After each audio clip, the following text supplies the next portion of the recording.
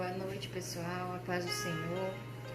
Hoje eu quero fazer o nosso momento de leagem direcionado para os nossos jovens e para os nossos adolescentes.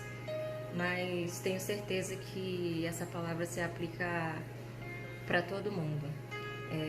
Deus deu para a gente essa missão tão especial que é cuidar desses meninos. É um desafio muito grande porque a gente sabe que ser adolescente e ser cristão é algo bem complicado para eles. É um desafio muito grande. Eu acredito que é nessa fase que eles precisam de referências sólidas, de referências seguras, que vão sustentar a base da personalidade deles para que eles não caiam em más escolhas. E a gente sabe que escolhas erradas, elas podem afetar o resto das nossas vidas. E eu acredito que o desafio não seja proibir tantas coisas que eles podem desfrutar, mas a gente criar na mente deles os princípios de Deus, ensinar aquilo que o Senhor tem para a vida deles, para que eles aprendam a desfrutar dessa fase e usar todos esses conflitos para atingir algo melhor no futuro deles. E eu escolhi 3 adolescentes na Bíblia que eu acho que tem muita coisa para ensinar para a gente. O primeiro deles que eu escolhi foi Samuel. E eu queria ler com vocês rapidinho 1 Samuel, capítulo 3, versículos de 1 a 10, que diz assim: E o jovem Samuel servia ao Senhor perante Eli, e a palavra do Senhor era de muita valia naqueles dias, não havia visão manifesta. E sucedeu naquele dia que, estando Eli deitado no seu lugar, e os seus olhos começavam a escurecer, pois não podia ver, e estando Samuel também já deitado, antes que a lâmpada de Deus se apagasse no templo do Senhor, onde estava a arca de Deus, o Senhor chamou a Samuel e disse a ele: Eis-me aqui. E correu Eli e disse: Eis-me aqui, porque tu me chamaste. Mas ele disse: Não te chamei eu, torna a deitar-te. E foi e se deitou. E o Senhor tornou a chamar outra vez a Samuel. E Samuel se levantou e foi a Eli e disse: Eis-me aqui, porque tu me chamaste. Mas ele disse: Não te chamei eu, filho meu, torna a deitar-te. Porém Samuel não conhecia ao Senhor e ainda não lhe tinha sido manifestada a palavra do Senhor. O Senhor, pois, tornou a chamar Samuel a terceira vez, e ele se levantou e foi a Eli e disse: Eis-me aqui, porque tu me chamaste? Então entendeu Eli que o Senhor chamava o jovem. Por isso Eli disse a Samuel: Vai deitar-te. E há de ser que, se te chamar, dirás: Fala, Senhor, porque sou o teu servo. Então Samuel foi e deitou no seu lugar. Então veio o Senhor e pôs-se ali, e chamou-o como das outras vezes: Samuel, Samuel. E disse Samuel: Fala, porque o teu servo ouve. Quando a gente lê essa passagem de Samuel, que é bem conhecida, a gente sabe que Samuel foi fruto de um milagre, e por causa disso a mãe dele entregou para que ele trabalhasse na obra de Deus. E ele ficava junto com Eli, e diante disso a gente já tem algumas lições para aprender. A primeira coisa é zelo e vigilância pela obra do Senhor. Samuel tinha sede de Deus. No texto fala que ele dormia no templo, e isso mostrava o quanto que ele tinha zelo pelo templo e o quanto ele entendia a importância que era a Arca da Aliança. Uma outra lição que Samuel traz para a gente era disposição para aprender.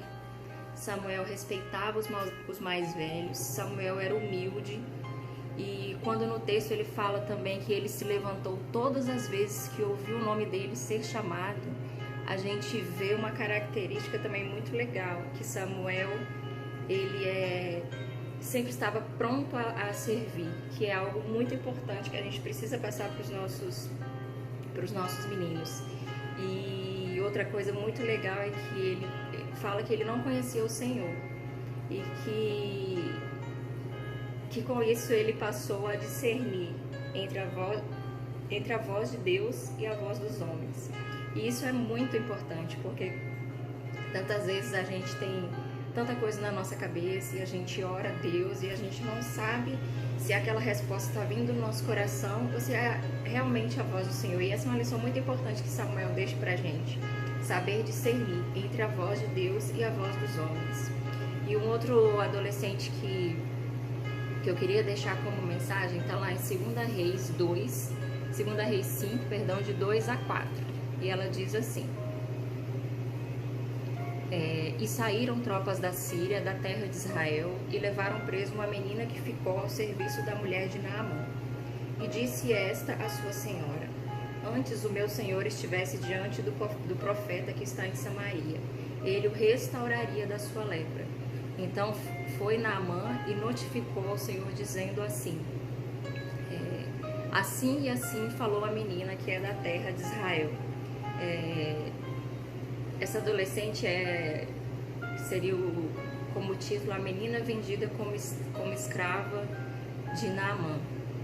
Nesse texto a gente vê que ela não estava numa condição social favorável, que ela era uma menina que era escrava, ela trabalhava para Naamã, ela era de Israel, e só que ela tinha alguma coisa especial, que passou a ser uma menina de confiança na casa de Naamã. E dela a gente pode tirar algumas lições. Primeiro, que ela conhecia o Deus de Israel. Ela tinha fé em Deus, porque no texto fala que se Naamã procurasse a Deus, ele seria cuidado da sua lepra. Ela era disposta e trabalhava sem murmurar. Ela era prudente no agir e no falar, e ela se importava com a dor do próximo. E o que a gente pode deixar de lição para todo mundo, não só para os nossos adolescentes, é que a gente possa cada dia mais conhecer a Deus, ler a palavra do Senhor, pensar na dor do outro, não se importar só com aquilo que passa na nossa vida. Se está tudo bem, a gente pode ter um irmão do nosso lado que está passando por um problema, e a gente precisa se importar com a dor dele. E o último adolescente que eu queria falar com vocês é sobre um texto que não é muito lido na Bíblia. A história dessa adolescente não é muito conhecida na Bíblia, que está lá em Atos 12, de 13 a 16, que diz assim: e batendo Pedro à porta do pátio, uma menina chamada Rode saiu a escutar. E conhecendo a voz de Pedro, de alegria não abriu a porta, mas correndo para dentro, anunciou que Pedro estava à porta. E disseram-lhe: estás fora de ti. Mas ela afirmava que assim era, e diziam: é o seu anjo. Mas Pedro perseverava em bater, e quando abriram, viram-no e se espantaram. É uma passagem bem pequena, mas eu acredito que tem grandes lições para a gente nessa noite. Nesse momento haviam muitos adultos no pátio, mas ela foi a única que foi até a porta para ver quem que estava batendo. Então daqui a gente tira 3 características: ela era diligente, ela era observadora e ela era prestativa. Mas o interessante é que fala que Rode não abriu a porta no primeiro momento. E por que isso? A gente sabe que Pedro estava numa situação de perigo, ele tinha sido preso pelos soldados romanos e estava ali na primeira situação de liberdade. E Rode foi prudente nessa hora, porque por mais que ela estivesse muito alegre com a volta de Pedro, ela não agiu porque ali poderia ser uma armadilha. Ela não sabia se tinha soldados com Pedro que iam entrar ali no templo e capturar os cristãos que estavam lá. Então ela teve diligência e esperar a hora certa de tomar uma decisão. Outra coisa, o pátio era o lugar onde a igreja se reunia em jejum e oração, e Rode sempre estava ali. Ela tinha alegria em participar dos cultos. Ela era uma adolescente que ela não dava trabalho para os pais, ela participava da obra do Senhor e ela prestava muita atenção nas pregações, tanto que ela imediatamente reconheceu a voz de Pedro quando bateu a porta. E por último, Rode se alegrou com a soltura de Pedro. Ela se alegrava em rever os irmãos, ela se alegrava com o agir de Deus na vida dos irmãos. E aqui eu termino esses 3 adolescentes que trazem algumas lições pra gente, e que a gente possa tirar disso pelo menos uma lição de cada um deles: se importar com o próximo, ter diligência, saber quando a gente deve tomar uma decisão ou não, Eu acredito que a gente tem vários outros adolescentes que podem contribuir com o nosso crescimento, mas que Deus possa nos abençoar, que os nossos jovens, que os nossos adolescentes, eles possam crescer cada vez mais na presença de Deus, que Deus possa nos capacitar, que Deus possa tocar o nosso coração aquilo que eles precisam aprender, e que nós estaremos sempre dispostos a ouvir a voz do Senhor e a passar aquilo que o Senhor tem de princípio para a vida deles. Então, que Deus nos abençoe,